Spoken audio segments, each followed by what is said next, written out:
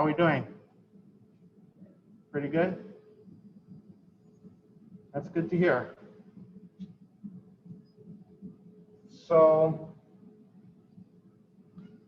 a couple of things is that now we're less than 2 weeks away from your first assignment. So, don't worry. For that first assignment, 3 things are going to happen by next class. The first is that I'm actually going to design the assignment. And I'll tell you ahead of time what it's going to look like. Each assignment, there are 4 total assignments in the class, and each assignment is worth 25% of your grade.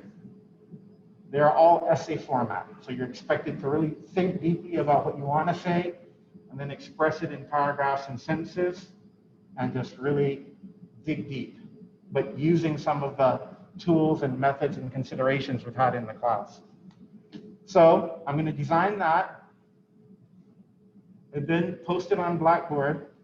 And then next class, we're going to go over what you understand by what I posted. Make sure you understand it thoroughly. And then 2 other documents are going to help you with that. One of them is going to be a logic document. Very brief outline of what logic is all about. It's going to be very simple. An introduction. This course is not about logic. Their entire course is about logic. We're not getting into it. I just want you to understand its importance and the types of arguments that are there and what a good argument is and a bad argument. That's it. Nothing deeper. You're free to use arguments in your essays if you want, like formal logical arguments, but I don't expect it. Second thing we'll go over next class is how to write a philosophy paper or how to write a philosophy essay. It's just going to be a 1 or 2 page summary of how philosophy essays might differ from essays you've already done. And that's it, guys. I want you to pour your heart and soul into it. That's what I want to see, but just with your refinement of some of the techniques and tools and complications we've talked about in this class. Does that make sense? I want you to complicate yourself a little bit. Maybe you already used to think something, but after I complicate it for you, now I want to see what the new you feels after taking this course. That's it, guys. Don't worry about the assignment. I'm not a hard grader. If you follow what I'm telling you, you'll be fine. Okay, back to today's class. So guys, I've been giving some thought to it. I've taught this course for many semesters, 5 years now, almost 6 years. And I think I'm getting better and better at it, but that doesn't mean I can't improve. So my idea was every week I have you read some really good small specimen of philosophy, right? Someone who does a really good job. I give you a nice little slice of it or excerpt, and then we focus on it, discuss it thoroughly, and then I complement that with something that's more abstract, you know what I mean, and puts it in a broader context and makes you think further. I still like that model, but the way things are going, it might turn out, so it was going to be 1 reading per week and 1 sort of my summary notes per week. It might turn out that that's too much for you, maybe. How are you feeling with the reading so far? Let's focus on Bertrand Russell, The Value of Philosophy, and Plato's Apology. Tell me some feedback about reading those. Did it take you hours, days, minutes? Was it easy? Was it hard? I just want to get a sense. Go ahead. It took me longer than I thought it would based on this page length because I had to reread stuff a lot. Which one? Okay, let's talk about Russell first. I was doing that apology. Oh, okay. The apology, was it hard to? It wasn't, it just, you know, it's an older version of English. It doesn't flow and make sense as quickly as like normal modern English. Good. Okay. Now that's the translation from the book? Our textbook, yes. Yeah, because I also made another translation available for those who didn't have the book yet. Oh, I had the book. But you had the book, so you're talking about the translation in the book. Now, did my lecture on it here make it more clear or make more sense what he's up to and why it happened? Okay, good. What about Russell? Yeah. I read it. I feel like I had to read it a couple times. It's a lot of mistakes. So I kind of feel like I kind of lost what he said. He said a lot. He says what? It says conceiving a lot. Conceiving. Are you talking about Russell or are you talking about Anselm? Russell is the first person I had you read. Russell is the first person I had you read. Bertrand Russell, The Value of Philosophy. Remember, our first class was like an introduction, and then after that, we went into the first reading. That was The Value of Philosophy by Bertrand Russell. Did you read that? Yeah, that one was easier to understand. Okay, great. What we're going to do today, guys, is we're going to do the reading for today. That's our first priority after our little inspirational fellowship for 5 minutes. You know what I'm talking about, right? The inspirational fellowship. We're definitely going to get through the Proslogion. We're definitely going to get through, Anselm, and we're going to go deep. But like I was saying, why just give you a whole bunch of stuff to read when we can do more with less, So I just want you to know, I may or may not on any given week give you the summary. It depends. It depends on if I feel like you're being overwhelmed. I would rather have a summary every 2 weeks or 3 weeks, but we go through it thoroughly. Do you notice the summary I gave you, the lecture notes number 1? Have you looked at it at all? Isn't it very dense? It's a lot packed into there, right? I think it's all good, but you can't digest that maybe all in one lecture. That's what I'm starting to realize. Like those are the introductory notes, and we're still on it. We haven't finished. Are you finding those helpful or confusing, or how? I've asked you about the readings. Now, what about these lecture notes? Tell me about your experiences with them.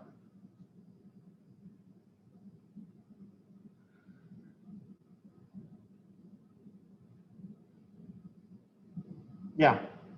Personally, I just kind of don't know where to place them in my mind. So like, they're not really an outline, but they're also not really like Readings. reading. Yeah. So like, I keep adding things to it, but I don't know what I'm going to do with it. Does that make sense? Yeah.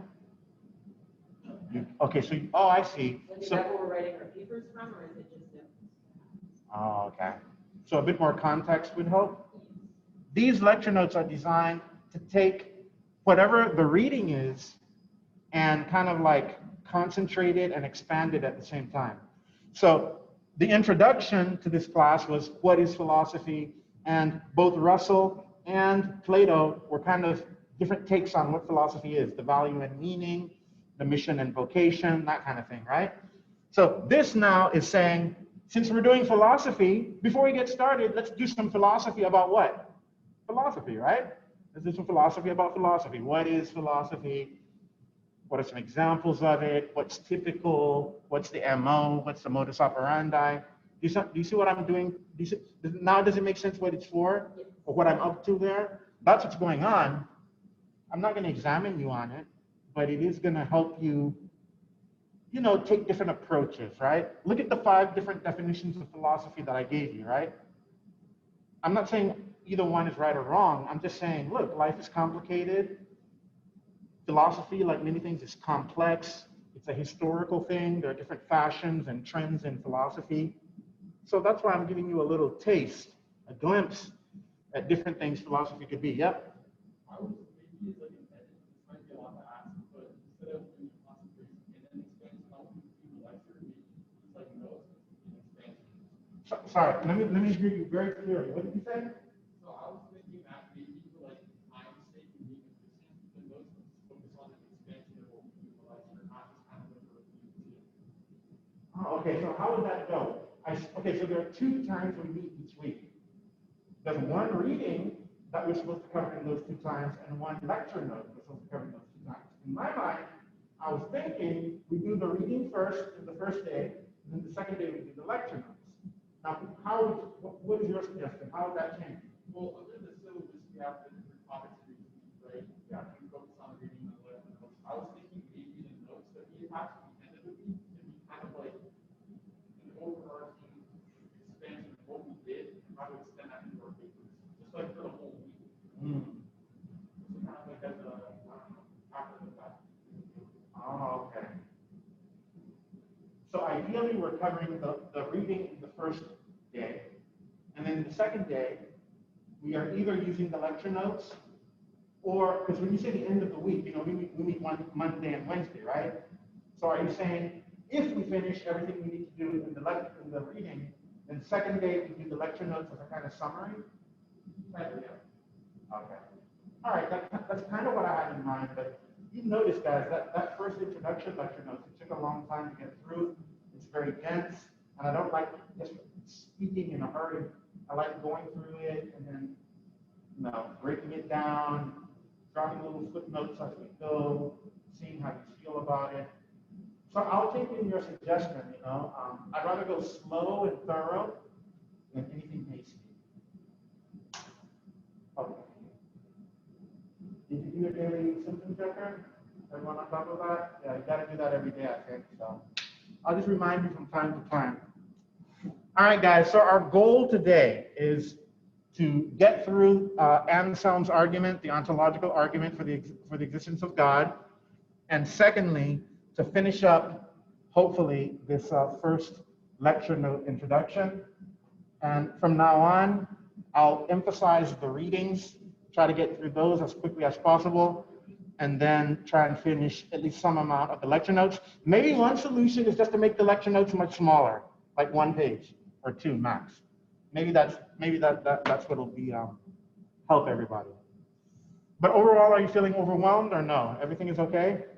Not overwhelmed? Okay, good. So a bit of inspiration.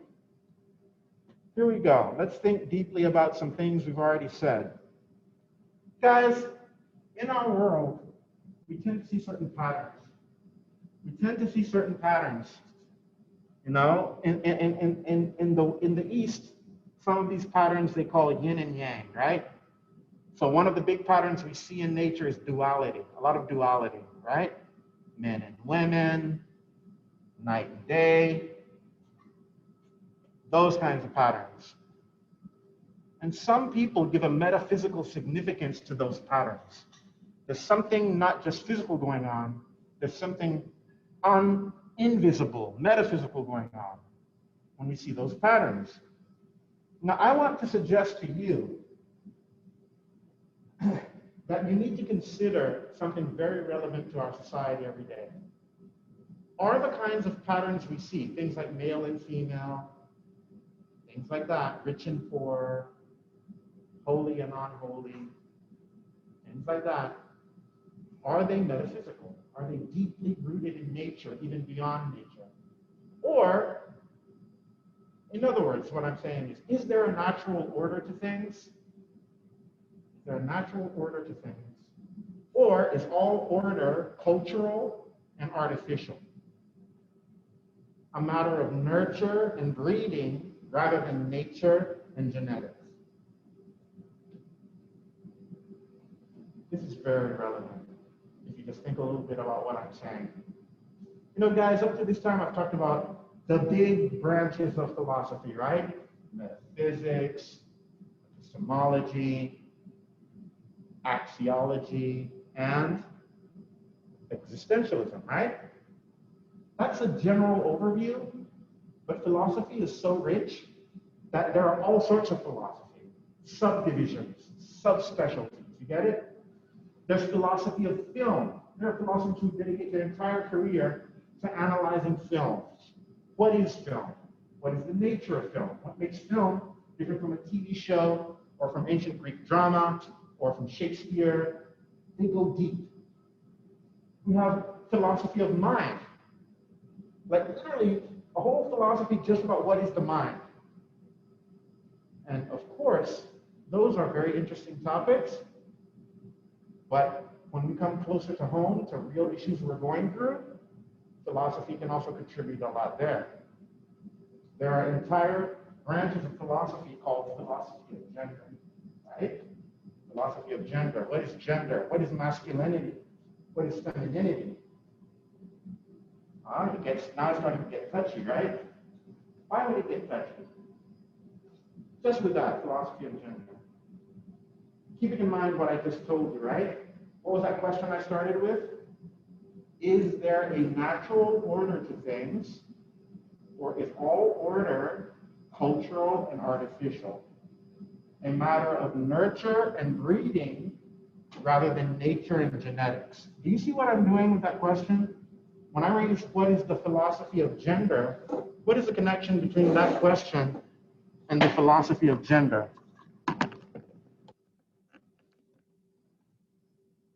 How does that question set us up to think deeply about what gender is? Go ahead. Because then you start thinking of gender as a social construct or Absolutely, guys. Philosophy didn't die in Athens 2,500 years ago. It's relevant now, today.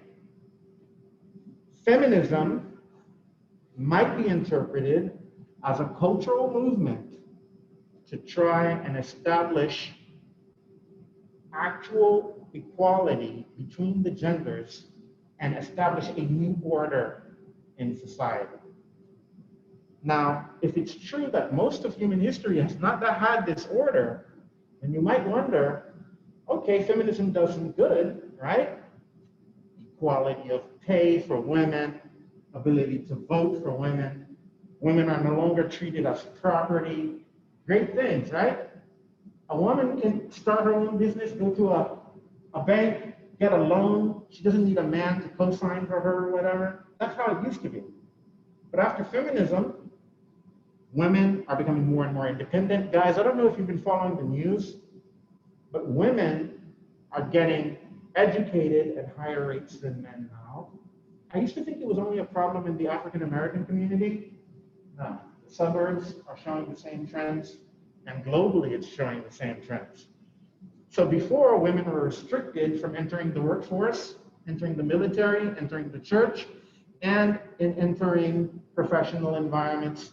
Even educational institutions like Harvard only started letting women in a few decades ago, okay? It seems like once feminism broke those political and social and cultural barriers, women are excelling in all measures, right? Women are graduating from high school more than men. They're getting bachelor's degrees more than men. They're getting master's and PhDs more than men. They're becoming doctors and lawyers more than men. The sociology of women's success in society is shocking. They are doing much better than men in all measures of success. And yet, we might wonder, okay, what does it mean if women are now doing the same things as men, and they're taking on the same roles, they're practicing the same character traits, the same virtues? Might make you stop and say, wait a minute. Is a woman just her body? Or is there some other aspect of what a woman is? And is that what she truly is compared to the appearance of her body? You see where we're going with this? Like you said, is gender a construct? So is a woman whatever we socialize her to be? And that raises really interesting questions about what feminism is, right? Is feminism all about making things as equal as possible, making men and women as similar as possible in all possible respects? Is that what feminism is? Is feminism just, no, men and women are different in important ways, and what feminism is supposed to do is just train us to accommodate women in all their uniqueness. So in whatever ways we're similar, we maintain that, but we become more sensitive to where we need to be more accommodating. Like, for example, if women need to take time out from their careers to raise children, then an accommodating society would not punish them in the future for their choices for their family now. See what I'm saying? Is that what feminism is? Or finally, is feminism just like, you know what? Gender is fluid and gender is a choice. So let everybody decide who they are and let everyone decide for themselves how to define themselves, right? So at this point, it's no longer even about men versus women. It's about let you do you, you define who you are. And so you could wind up with a society with lots of people who are gender non-binary. Have you heard that word? Gender non-binary? They don't even identify as men and women. Guys, this is a deep, deep topic because it's related to a topic we talked about earlier called personal identity. What is a person? How do you define a person? How do you identify a person? And it goes back to the core of what we're talking about. Is the person manufactured by society through socialization? Or is the person something metaphysical? And if you interrupt that metaphysical balance, you will be destroying society. If men become women and women become men, what happens? If we no longer understand what masculinity is and femininity, because women are taking on masculine roles and men are taking on feminine roles, is that just society being free and fair, or is that society becoming corrupt? Something to think about. I'm not taking sides. I'm letting you see the whole landscape. Guys, we're not going to spend a lot of time on this, but I'm just trying to let you know that philosophy, when I told you that philosophy is metaphysics and blah, blah, blah, blah, blah, I was oversimplifying. I'm just trying to open your minds even more now and say, hey, philosophy can for anything you can think of, philosophy can zoom in on it and contribute some perspective that you might not have thought of. Guys, if philosophy can do that with gender, what else can it do it with? Yep.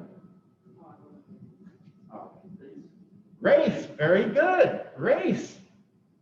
Guys, there have been some very interesting things said about different races, as you might have come across. I assume living in this world, living in this United States of ours, even this year, you might have seen some really interesting images associated with race. In fact, for some of us, it might not be easy to distinguish between something like police brutality and racism. Some people think those two go hand in hand. Wherever there is police brutality, there is racism, and wherever there is racism, there's police brutality. Philosophy will help you think that through more deeply. We're not going to get into it. I'm going to leave it there. All I'm going to say is, when Hitler came to power, he had an agenda with respect to certain races.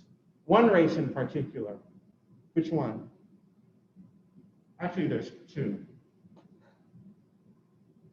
There's more than two, but there are two that he described as polar opposites, and he treated them as metaphysical opposites.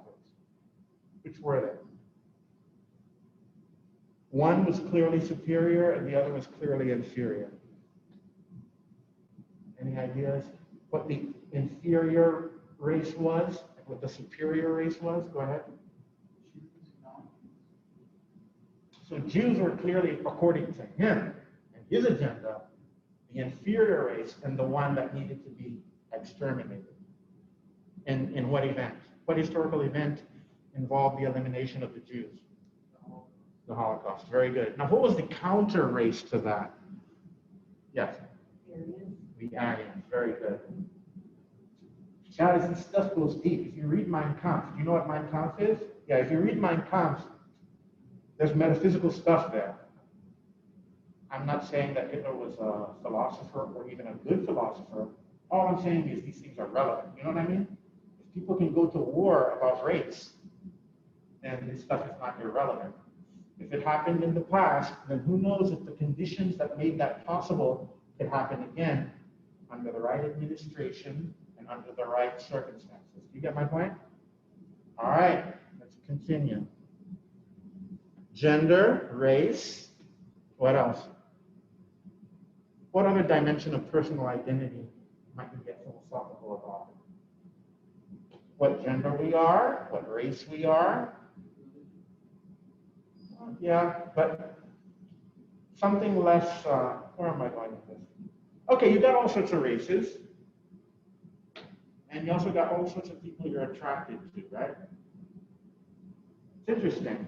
Some people are attracted only to tall people, some short people, some to, there's even sapiosexuals, people who are attracted to the intellects of others. All sorts of stuff.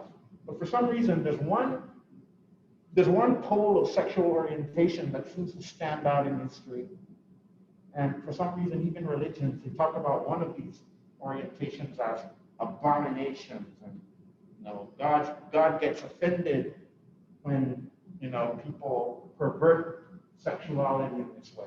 You have any idea what I'm talking about? What? Homosexuality. Attraction to someone of the same gender as you. Very interesting, guys, if you think about things. Women are treated as these subordinate creatures who are pieces of property throughout much of history.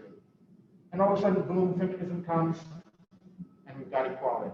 You've got to think about these things. What does it mean when you talk about a woman and she's this inferior piece of property for most of history? What does that imply? Okay, same with race. Certain races, as you might know, were actually enslaved by others. Once again, you have this concept of property. Okay? And going back to Hitler a little bit, the other races I was talking about, obviously, Jews were just unacceptable, but blacks obviously were subhuman, right? Until they embarrassed him at the Olympics and they outbeat everyone else in the sprints and the marathons. But then, of course, athletic ability is nothing. True superiority must be in the mind, right?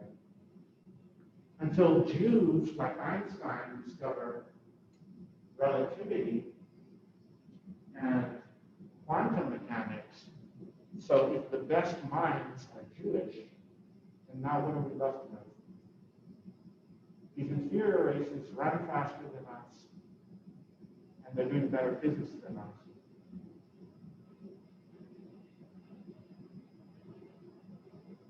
What are you left? You have the body and you have the mind. What other measure of excellence is there? Soul. Hey, the Germans are a very soulful people. Martin Luther, the leader of the Protestant movement, he was German. They have Lessing and Herder, Goethe, and Schiller.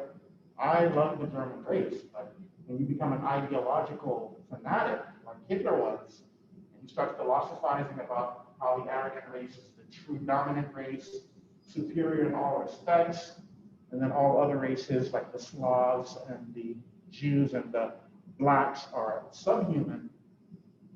Interesting, right? If you say that they're inferior, that has implications for measures of their inferiority. But measures are empirical. You can test them. And what happens when you get the test results back and they're not what you want? Sexuality, guys, is a very interesting thing. Why would God get offended by who you're attracted to? Why is that his concern or his care? He's the administrator of the world. He's got molecules to keep in check, the celestial spheres and all these heavenly bodies. I mean, he's got a lot to focus on. Why would he care what happens between two consenting adults in private because they're at the same gender? I don't know if this is right, but I always thought it had something to do with if you were homosexual, you couldn't naturally procreate. Excellent. Right. You've expressed one of the main arguments against homosexuality. That's true. Guys, there are many arguments against homosexuality. One is what you said. The argument from religion. It's an abomination according to the Bible. God made man and woman to procreate. The 11th commandment, right? You know the 10 commandments, right? Well, the unwritten 11th commandment is something like be fruitful and multiply. I don't know if that's a commandment. Maybe it's more like an instinct you put in us. But I know the words be fruitful and multiply, at least in the Old Testament, they do occur. I'm just being funny when I call it a commandment. It's not the 11th commandment. But it's, in terms of there being a natural order of things, you naturally associate, well, if sexual reproduction is how we come here, and that depends on some gender dynamics, then you might think that there's something metaphysical going on with femininity and masculinity and with sexual attraction. So, one argument against homosexuality is that, yeah, homosexuality is wrong, evil, bad, because the Bible says it's bad. Whatever God commands us bad is bad. That's it. You don't argue with God. That's a metaphysical principle. It comes from beyond. So just accept it and move on. Another argument against homosexuality is that, well, if everybody did it, then since we reproduce sexually, if everybody became homosexual, lesbians and gay people, how would we reproduce? The human race would die out. I'm not saying these are good arguments, I'm just exposing you to some of the common arguments. Another big argument would be, well, you know what? Homosexuality is just harmful. We've got gay people engaging in sexual activities that are not normal in terms of the intercourse itself. I'll leave it there. So it's harmful to the gay people themselves that way. It's also harmful to gay people because when AIDS began, apparently it had a spike in the gay community. It spiked there and people thought, oh, it's a gay disease. But did the spike stay there? Or did it move on to straight communities as well? Guys, one part of philosophy is not just figuring out what's true. Another part is understanding people's mentality. You see what I'm saying? Oh, gay people are nasty or whatever because clearly they got the HIV and the AIDS and stuff. That was a mentality in the 80s, not just here in America, but around the world. Until it was understood that it's a sexually transmitted disease and that either anal or vaginal sex can transmit it. And sometimes even non-sexual activities can transmit it too. Like what? Use of the same syringe with a drug user, or even a straight up blood transfusion that hasn't been inspected yet. Right? Then all of a sudden, well, what happened to all that prejudice against them? Are they still as nasty then after it spreads to the gay community, to the straight community? What happened to that inferiority? Next argument, and last one. Some people say, yeah, okay, they're harmful, they molest children. Some people think that gay people are more likely to be pedophiles for some reason. Maybe because of reports about the Catholic Church, I don't know. And some people just say, look, the more gay people we have, the more visible they are in society, the more they're going to destroy society. Because clearly, if we have a lot of visible people who are gay, then that's going to validate the practice and everybody's going to be gay. That's another argument. The last class of arguments, though, says it's not so much that being gay is harmful, it's just that it's unnatural. Now, unnatural can mean a number of things. Unnatural can mean it's not frequent, it's not common, right? But just because something is uncommon, does that make it wrong? How many pilots do you think there are in the United States? How many left-handed people are there in the United States? How many people can speak Hindu or Sanskrit or Arabic in the United States? You know where I'm going with that? If all of those are low-frequency, rare activities, does that by itself make them wrong? Something to think about. Guys, we only have 14 weeks. I would love to have a whole class about philosophy of gender or race or whatever. But since we have less time, I'd rather engage in these consciousness awakening activities, because that's what I expect on your essays, than all this other stuff. I mean, I don't want to spend a whole lecture on logic or something. It's not useful. It's not as useful. Yeah, so yeah, frequency. And then obviously it could mean something like, well, God designed certain parts to go certain places, you know what I mean? And if you use a part for the wrong place, clearly that's unnatural. That's another meaning of unnatural, right? Not the frequency meaning, but the parts don't fit meaning. But you use your mouth for many more things than just what? Eating and drinking, and I mean, you lick stamps, you can kiss. There are all sorts of things you can use your mouth for. And you don't always put just nutritious things in your mouth, do you? You have Coke. You have things that don't offer much nutritional value. So there's a recreational side of things. You see what I'm saying? And finally, guys, when we say things are sexuality, when we start talking about things like, oh, Well, it's just disgusting. If that's what you mean by abnormal, then let's go to axiology, right? What are the two branches of axiology? What is axiology?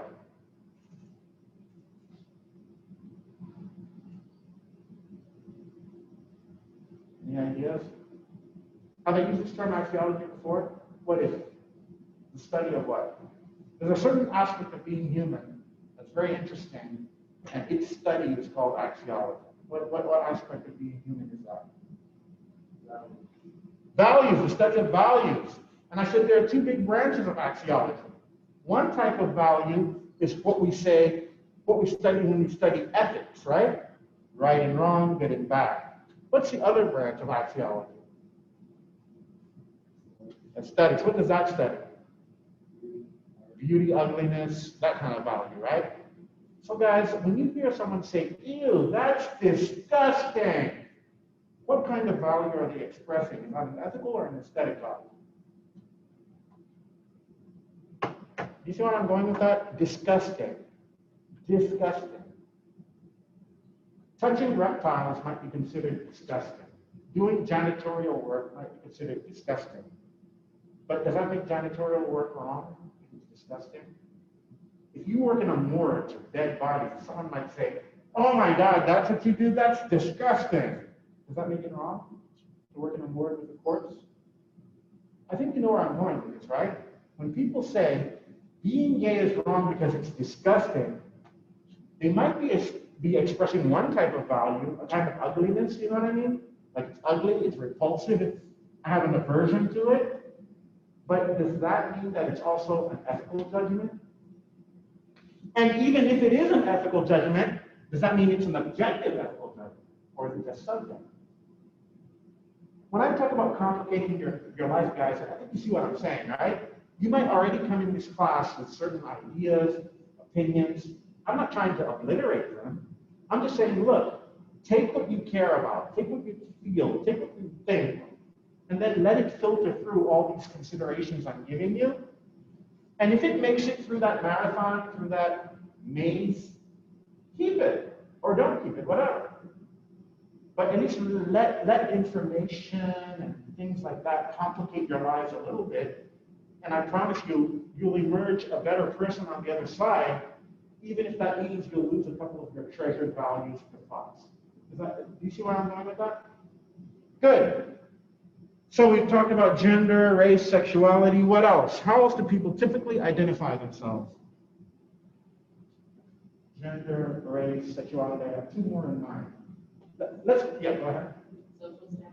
Yes, socioeconomic status. We typically call that class. High class, middle class, and low class. Working class, middle class, that kind of thing. It's interesting because the word class became very pronounced for a philosopher called Karl Marx. Anybody heard of Karl Marx? He's associated with communism.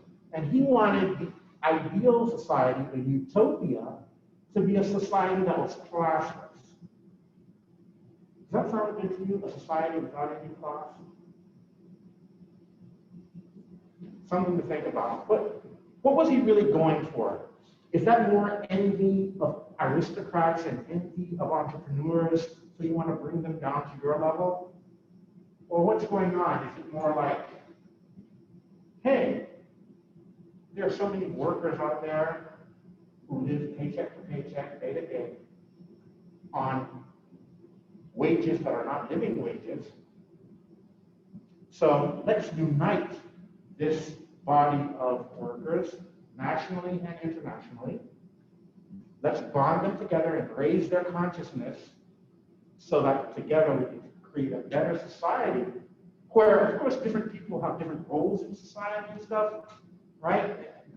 Marx is very careful to say, in his utopia, it would be from each according to his talent and to each according to his need. Hear that? From each according to his talent and to each according to his need. What does that mean? Well, it's a kind of fairness, right? I'm only going to ask from you what you have to offer. We're going to assess you and work with you. And if you're a good accountant, hey, you're an accountant. That's your contribution to society. On the other hand, if you have autism or you have some sort of disability, then to each according to his need. You might need more help than someone else. You see what's going on? That's Marx. Now, if you listen to Marx on Fox News, you might get a very different opinion of him than if you listen to him on MSNBC. If you listen to Tommy Lauren or Ben Shapiro or Tucker Carlson talk about Marx, you'll get a very different opinion than if you listen to the Young Turks or Anna Kasparian or Cenk Uygur talk about Marx. I'm not advocating either side. I'm just saying you have to think for yourself. Each one will have its own narrative. You know what I mean? Each one will have its own story to tell. You are the referee. You decide. That's enough about class. There's one more category, and then we're going to move on. In society, we have people who are of different ages, races, genders, socioeconomic class, sexual orientations, and also we have people of what? Different abilities, right? Straight up abilities. And some people have straight up disabilities. And that's where something called ableism comes in. Have you heard of ableism? We don't talk about it that much, but disability and support of people with disabilities is a big, big thing. And that's primarily because a lot of the work done in gender studies and race studies shows that the interest of different oppressed groups is often the same. There's intersectionality.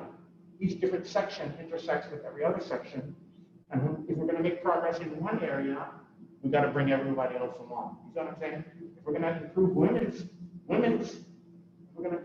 rights, we've got to help minority rights and racial and ethnic rights. And we've got to bring back disabled people too, the LGBT community too. And of course, gender and class as well. So a lot of what you're seeing with Black Lives Matter movement is not just about race. It turns into a broader phenomenon called social justice, right? And you will get accused online of being a social justice warrior if you identify too staunchly with these movements. All right, guys. Now, just a few thoughts when we jump into today's discussion. I want you to consider whether wisdom and thoughtfulness is the same as or different from smartness and cleverness. You know, one big thing that happens in philosophy is making distinctions. One thing that happens in philosophy is we give reasons for things, right? We give accounts or stories of things. Give reasons for why things are the way they are. And another big thing we do in philosophy is we give examples. If we say that all men are mortal, then how do you support that? Not through reasons, but through examples. I met this guy, he was mortal, I met that one, and I met that one, and I met that one, and I met that one. Or sometimes you can give counter examples. Someone says all men are mortal, and you say, hey, wait a minute. Jesus was not mortal. That's a counter example. So that disproves your claim that all men are mortal. Now, another big thing that happens in philosophy is distinctions. If you want to add value to philosophy, introduce a useful distinction. A distinction takes something that's confused and messy and organizes it and say, no, there's a difference between this and that. And it's a subtle difference that you might not notice, so let's take time and really appreciate it. Now, wisdom and thoughtfulness, I want to suggest to you, are very different than smartness and cleverness. Can you see why? Do you have any reason for thinking why? Yes? Well, wisdom implies experience. Very good. And cleverness doesn't have. Exactly. Very good. Wisdom implies you've been burnt a few times, you know? A few love affairs. You know how relationships go now because you've been in a few of them. No matter how smart someone is GPA-wise, if you're leaving high school and you're some nerdy kid who's never had a girlfriend, I'd say you're smart, but I don't think you're wise. You see why? So what she said, experience. On the other hand, that jock or that basketball member who gets all the girls and gets his heart broken, his GPA might not be very high. He might have a 2.9, but he knows something about relationships. You see that? Okay. So what I'm trying to suggest to you is not only that wisdom and thoughtfulness are different from smartness and cleverness, but unfortunately in our current world, I want to suggest to you that smartness and cleverness are probably valued by society a lot more than wisdom and thoughtfulness. And I want you to just think deeper about whether that's a good thing or a bad thing. Because I think smartness and cleverness are probably more likely to get you an interview at a job or get you the job itself, right? But wisdom and thoughtfulness, that's, in the long term, I think wisdom and thoughtfulness might win. I think they'll win the war, but the most brilliant battles will be fought by cleverness. You see what I'm saying? I'm going to repeat that. I think wisdom and thoughtfulness win the war, but I think when people are focusing on battle by battle, the smart person is going to come off a lot more impressive and conspicuous. You see what I'm saying? The talker, the person who can talk fast, the one who's really good with words, the ones who's getting the high GPAs. The Bible says what about wisdom and God? Do you remember what we said earlier classes? Where does wisdom come from? Fear of the Lord, which means the respect for the Lord. Notice what it's not saying. It's not saying understanding the Lord, mastering the Lord, being smart about the Lord, getting a high GPA in your religion classes. No, it's like fear of the Lord. Wisdom is a kind of appreciation for your own limits and for how wonderful and mysterious things are, whereas smartness is more about mastering things. The smart person is likely to say, knowledge is power, so if I just figure everything out, I'll have it under control, and then I can manipulate it and exploit it to my benefit. That's a very different feeling from wisdom.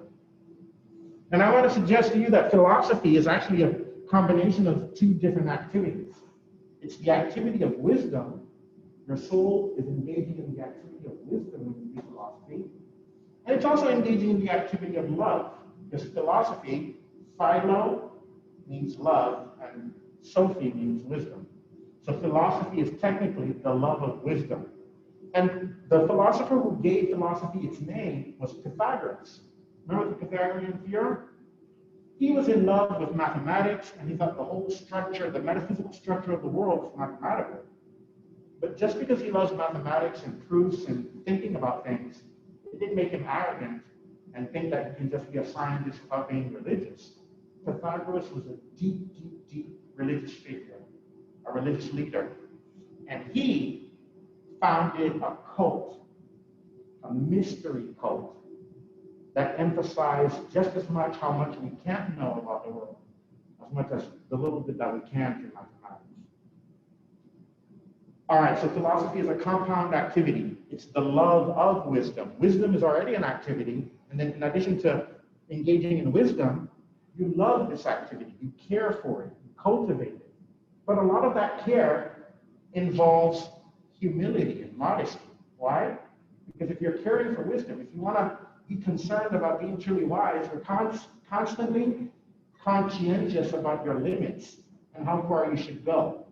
Whereas science, on the other hand, is arguably unbound and has no sense of limits. So philosophy in its purest form is measured and restrained, whereas science in its purest form is arguably unbound.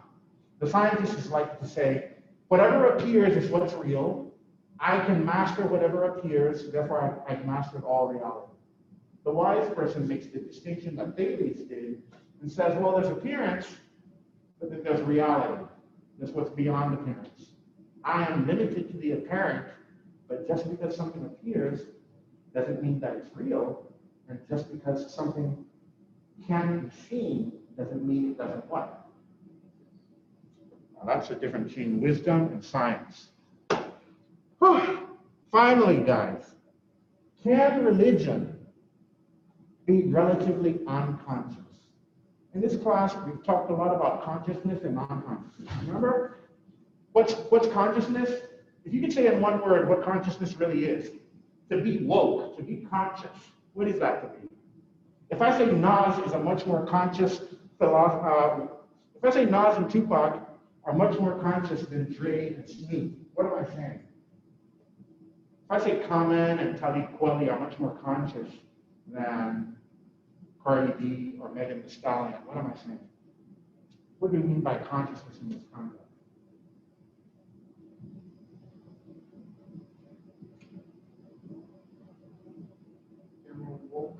What do I mean by that? You're right. What does that mean? Like, knowledgeable. More knowledgeable, yes. You can say that they care more about certain things than others. Yeah, they care, exactly. They care about us remaining humane, us being politically correct, us empowering one another and affirming each other, validating each other. Whereas it's not that Snoop isn't lyrically skilled. Snoop has great lyrics, but Nas is talking about, singing to the youth, I know we can. You know that song, I Can? He's got the kids and he's educating them about history and human potential and how much they can do. Well, that's more conscious. You're more aware of what human potential is, what it can be, and you're trying to push people in that direction. So someone like Tupac is singing songs like Brenda Got a Baby, so he's encouraging baby mothers and single mothers. He's talking about keep your head up. He's talking about songs like Shed So Many Tears or Dear Mama or Only God Can Judge Me Now. Do you see the consciousness change? He's aware of the fundamental facts that recur each generation and define humanity. And that's what makes Tupac not just lyrically great, but he's more poetic. Because what a poet does is he takes what's common or typical in human experience and he focuses on it and makes it beautiful and brilliant. And by its shininess, he makes you more conscious of it. Its beauty, and he makes you want to care for it and spread it. You see that? All right. So, religion. Can religion be unconscious? We've said something about how religion can wake us up. Jesus woke us up. Prophet Muhammad woke us up. But can religion go to sleep too? What do you think? Tell me a bit more. I think that would be religion. Sorry, what?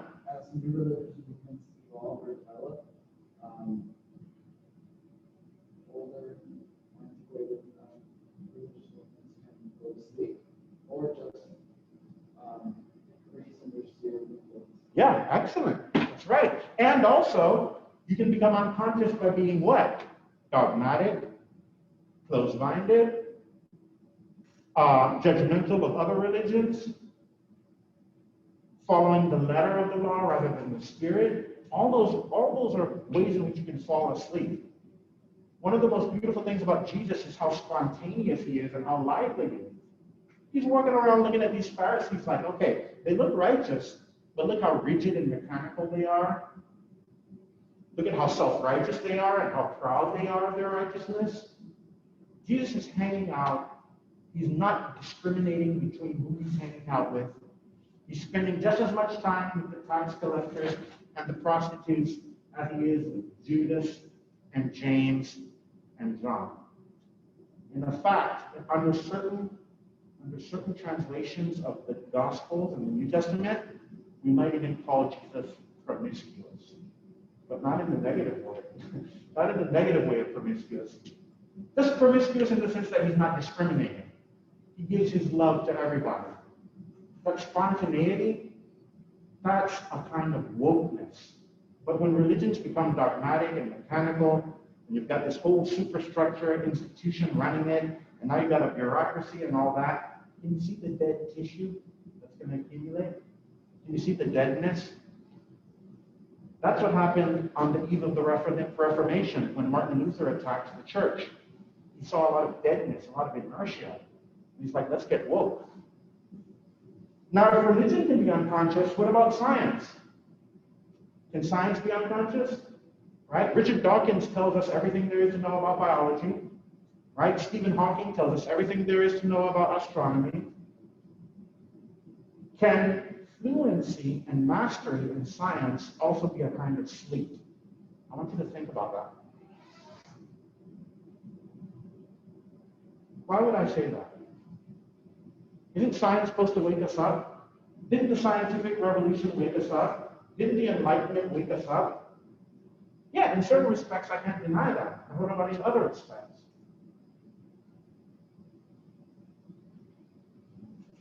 Do you see where I'm going with this? How can science be a kind of sleepiness? Under what conditions can it become a kind of sleepiness? Yeah. Convenient? Is that the word you use? Convenient? Yes. Go ahead. Okay. When it becomes dogmatic, when it starts losing a sense of its scope and limits, and think it's limitless. Exactly. That kind of thing. Finally, yep. Relevant? Yeah, relevant too. Finally, what about what we're doing? Philosophy. Can philosophy be unconscious as well? Guys, one thing you'll do when you study the history of philosophy, you'll see there are trends. There are trends that come and go, come and go. Sometimes religion, sometimes philosophy gets really scientific, sometimes it gets really religious, and then sometimes those trends go away. I just want to suggest to you that even what we're doing right now, most philosophy classes are not like this. I consider myself to be engaged in a kind of woke philosophy. A philosophy that emphasizes aspects of your humanity that are more important than your performance on standardized tests or GREs or even GPAs. What you really need to know about yourself in the world is all I want you to focus on. That other stuff is important, but it has its place. In a class like this, if I don't emphasize your humanity and the nobler parts of you and the nobler parts of what you can aspire to, I think I would be doing you a disservice, given all my education and everything I can see. Okay, we're done, guys. So let's get into the reading for today, and then hopefully we'll have a little time left for these notes, either next class or either at the end of class or next class. So we're studying St. Anselm. He's from the 1100s. And guys, the Middle Ages has a reputation for being backward. The other name for the Middle Ages is the Dark Ages, because from the perspective of Petrarch and the other leaders of the church, the other leaders of the Renaissance, when they look back at the period immediately coming from them, it looks barren and empty. Like, were people even doing any art or science or any thinking during the Middle Ages? From about 500 AD, the collapse of the Roman Empire, to 1500, the rise of the Renaissance, scientific revolution, and the Reformation. Some people are like, man, what was going on there? But I want to suggest to you that Anselm is a very good specimen of some real philosophy going on. It goes to the core of what thinking is, and it's going to test the limits of what you think counts as good thinking. Because he's going to give an argument that God exists, and I suggest to you that this is a very crazy argument, but saying exactly what's crazy about it is a bit challenging, even today, despite all our logic and everything. This is a guy who said, in the most abstract terms, that you can figure out whether or not something exists just by understanding properly what it is. You see what I'm saying? If you get the concept just right, then that concept will have implications. Do you see what I'm saying? I'm talking about this ontological argument, and I'm giving you the most abstract formula possible for what's going on in that little passage. Anselm is brilliant, and he's in the middle of the Middle Ages, and he's proof that the Middle Ages aren't dark. There is sophisticated intellectual activity going on. And it is the most important activity if you're religious.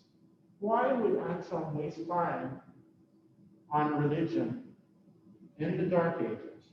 Well, if you are religious, guys, remember that God isn't just a concept. He is the administrator and even the animator of this entire world. So a relationship with him is the most important relationship you can ever have. Now, Anselm is writing an argument for the existence of God, not for people who are already believers like him. He's trying to convince who? Who's trying to persuade? If you're not a believer, then you're what?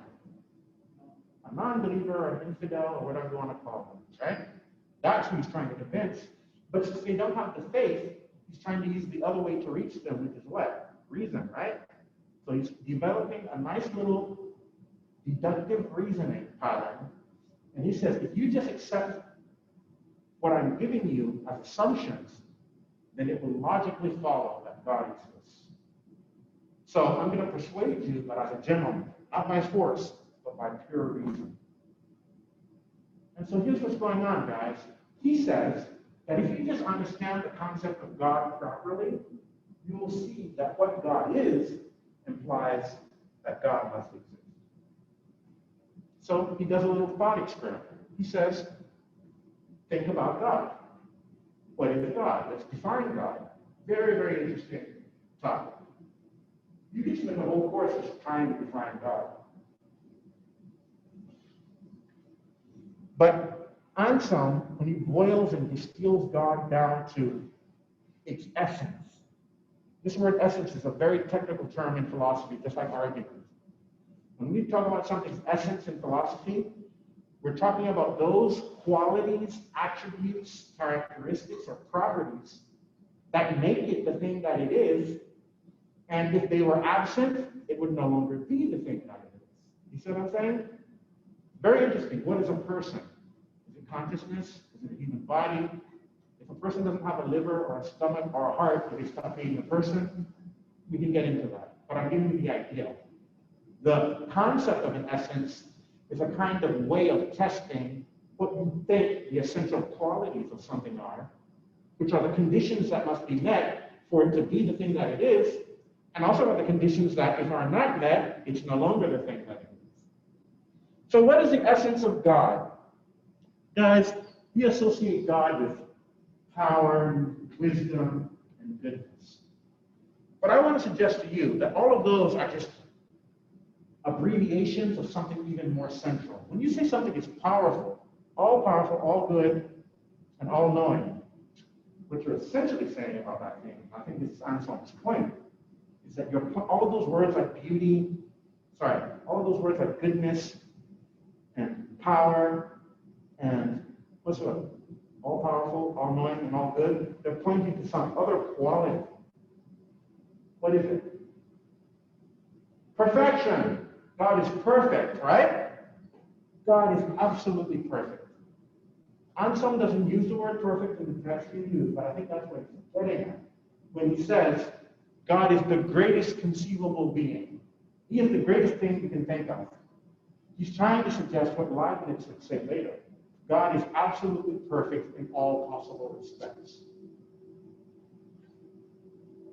And if God is so perfect, what Anselm is also suggesting is you really think about it. Right? So as you're thinking about it, what is God? What is his status? His status is psychological and epistemic while you're thinking about it, right? He's an idea in your mind. And now he's going to make a very interesting move. He's going to say, could the most perfect being just be an idea in your mind? That's the move. That's the logic right there. If it's God's essence to be so perfect that he's the greatest conceivable being, then could he just be an idea in your mind? And the answer is no, he couldn't just be an idea in your mind. Why? Because if he was just an idea in your mind, then you could always think of an even greater being who didn't exist just in your mind, but also existed where? In reality. Guys, are you understanding this move? It's very interesting. It's kind of like Thales. It's very intelligent, but it may not be right. But I still think it's brilliant. It's intelligent. God has this epistemic status as an object of knowledge, as a concept or an idea. It has a certain rank. We call it perfect. But does the rank it has in our knowledge, in our psychology as an idea, does that also imply that it's not just an idea in this person's head? Because if it's truly perfect and it's the greatest conceivable being, does that imply that it must also exist out here, outside of the person's head? And he thinks yes, simply because of the way we defined it. If God is truly the greatest conceivable being, that implies that no other greater conceivable being is possible, right? You see that? But if there's no other greater conceivable being possible, then that means it should be impossible for you to think of anything greater than a God who's just an idea in your mind. But clearly you can think of something greater than a God who's just an idea in your mind, right? That is, a God who is also, in addition to being an idea in your mind, is where? In existence. So that's what I meant, guys. What Anselm is saying is that God's essence, which is perfection, implies existence, which is one type of perfection. The idea of God in most people's minds is brilliant and beautiful and just psychologically it gives them a natural high. But Anselm is saying, wait, if that's what perfection is, if that's how perfect God is, then he's not just a psychological state. If he's so perfect, then his very concept, his very idea, isn't just psychological or epistemic. It has implications for metaphysics. Existence is a necessary attribute of God because a perfect God would have all possible attributes that are perfect or real. And so to exist for Anselm is a very serious affair. It's a perfection. It's a way of being perfect. For Anselm, something that doesn't exist has a lower metaphysical status than something that does. I mean, if God is just a perception in your mind, that's pretty low ranking. Remember what we said about Plato? What does Plato think about copies? If an idea is a copy of something out there, it's inferior, right? It's a copy. It's just an imitation of the real thing. So Anselm feels bad when people say, yeah, God is just an idea. No, he's saying this thing has implications. If your idea of God is that the truth is perfect, then that implies that one of his perfections must be that he exists, that he's real. Fuzzy math, fuzzy logic, people are still debating about it today. Ladies, I'm going to let you, ladies and gentlemen, forgive me, I'm going to let it end there. We've run out of time, right? Thank you so much. I'm going to end it there. I'm just going to do attendance and then we can go.